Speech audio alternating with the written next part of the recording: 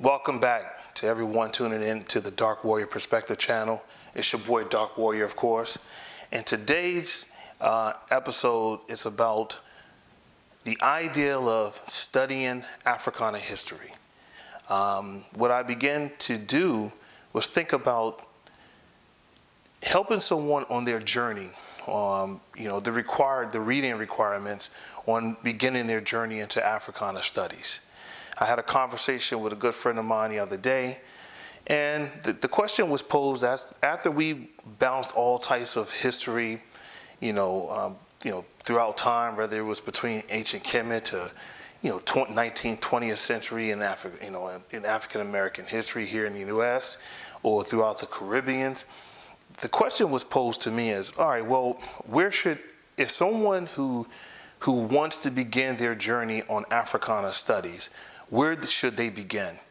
And I pondered on that for a little bit, and I simply told him, I said, listen, it really all depends. It's about interest, all right? I mean, we can go anywhere when it comes to what we've contributed, but someone who is a really starch, history buff on the Harlem Renaissance may not necessarily care about what happened in ancient Kemet or, West African culture dealing with Igbo or anything of that nature. So I said it all really depends. But I said what I'm going to do, I'm going to ponder on this for the next couple of days, and I'm going to just handpick a couple of books that I think, or a few books that I think, that will help you on your journey. Now, let me remind everyone, this is just the episode 1 on starting someone who doesn't own any books on the subject matter. If in fact you have tons of books, and you've been studying Africana history for years to come, this may not be for you. But for those who are just tuning in to my channel and wanting to learn more about me, today we're going to really begin exposing some of the books in which I think you should be on your shelf immediately. Okay? So, with no further ado, let's begin. Okay, so book number 1, which I think should be on your bookshelf now, The Miseducation of the Negro by Carter G. Woodson. This book right here is extremely prevalent for anyone beginning to understand what we've been going through as a whole, and why we're continuously making the very same mistakes. Carter G. Woodson was one of the most brilliant minds we've had in our recent history. And in this book, among all the other books that he's written, this is the first one I think that anyone out there really wanting to begin their quest, pick this book up. Okay, so number 2, another major requirement that should be placed on your bookshelf. My favorite historian of all time, Dr. John Henry Clarke. And in this book, Christopher Columbus and the African Holocaust. This book right here, what I like the most about it is Dr. Clarke had a way of writing. He wrote precisely and right to the point, but it was strong and it was powerful.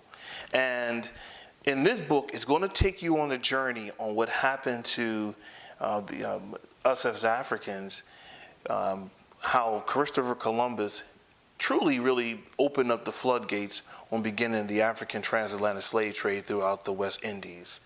Because once you start realizing what was his whole purpose as an explorer and who was he doing it for, you will see how everyone had received the blueprint of it, and then before you know it, that major Holocaust had begun with African people. In fact, it's the major Holocaust that the moment that you even mention the word Holocaust, most people would think that it's dealing with another group of people. When in fact, when I think of such, I'm always thinking about the African Holocaust. So number 2. Get this on your shelf immediately. Dr. John Henry Clarke, put it down. All right, number 3. Dr. Chancellor Williams, Destruction of Black Civilization.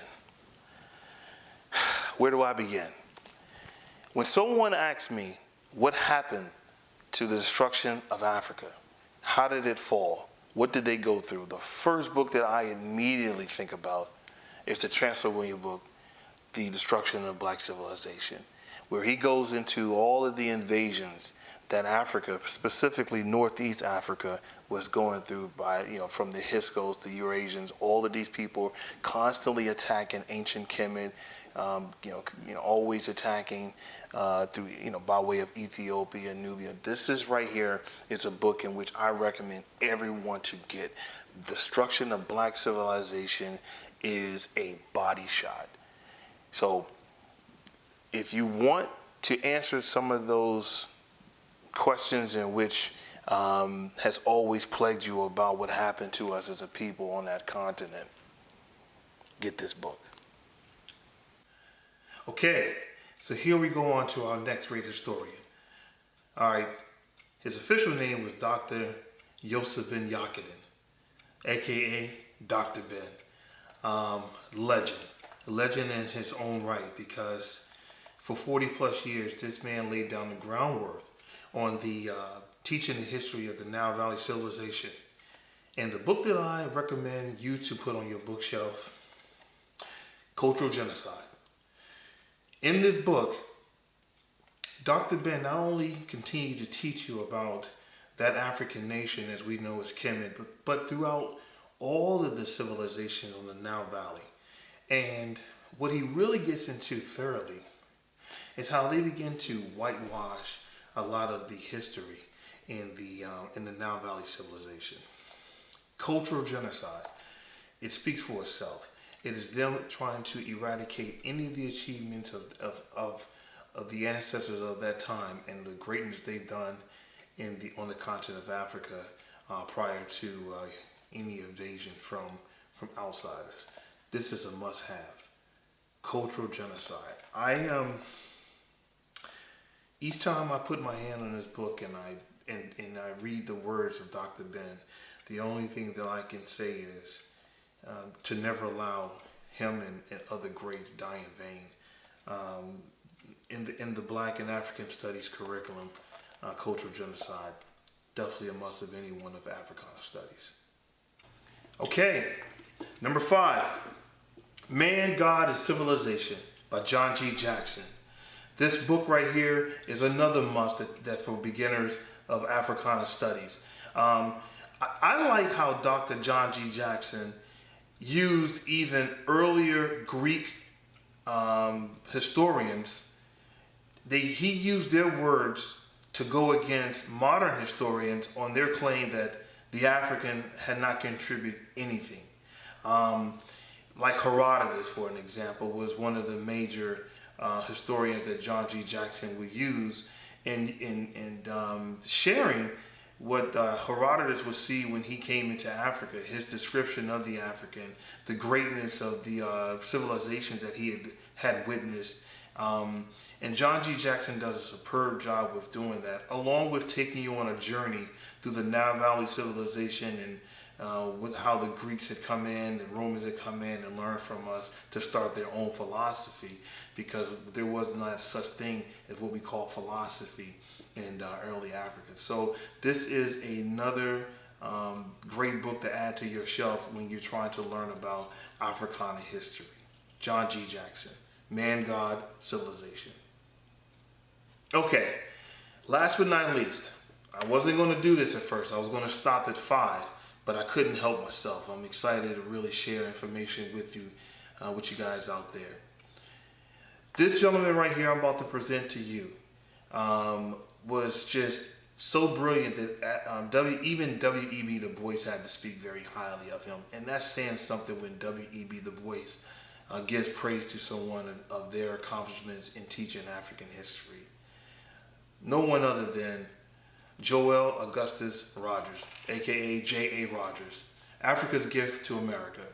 This book, when I read this book, and mind you, let me tell you guys something. I still continue to read a lot of these books over and over again because the information is just so overwhelming. But when I continue to read his books, what I really, really appreciate what J.A. Rogers would do, he would take all of this information and condense it where it's just right to the point. Who, what, where, why, how, boom, that's it. And then depend on the student to take some initiative to go and read more about the history. And that's what's truly what this is all about.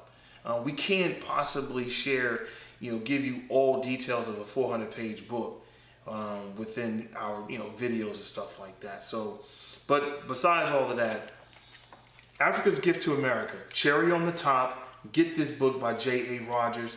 The illustrations are here and absolutely beautiful, and I think you and your family will really love this as a new reader to Africana Studies. All right, so there you have it, family. That's my my first episode on what books to read for new readers of or new researchers of Africana history. I hope you really enjoyed this episode. Remember, this is just the foundation that we're building. I'm going to have an episode every week of teaching you about or sharing with you what books I would recommend people to start to add to their bookshelf. And those 6 books that I had referred to you earlier, I think will get you on your way. So don't eat me up in the comment section saying, hey, he left out this book, he left out. No. Just slow down. We'll get to it. Remember, you got new people out there that may not know as much as you know. And then you always have someone who knows something you don't know. Knowledge is infinite, but so is ignorance. So we definitely have to slow down on that. I'll get to it as soon as possible on our next episode. So please, once again, I thank you for coming onto my channel. I thank you for taking time out to listen to me. Please continue to share my channel. Appreciate you subscribing to the channel. Hit that like button. Let everybody know that there's a channel out there that's going to really sincerely continue to make videos of our history. The videos are strictly for really prompting a thought process for us to continue to learn our history.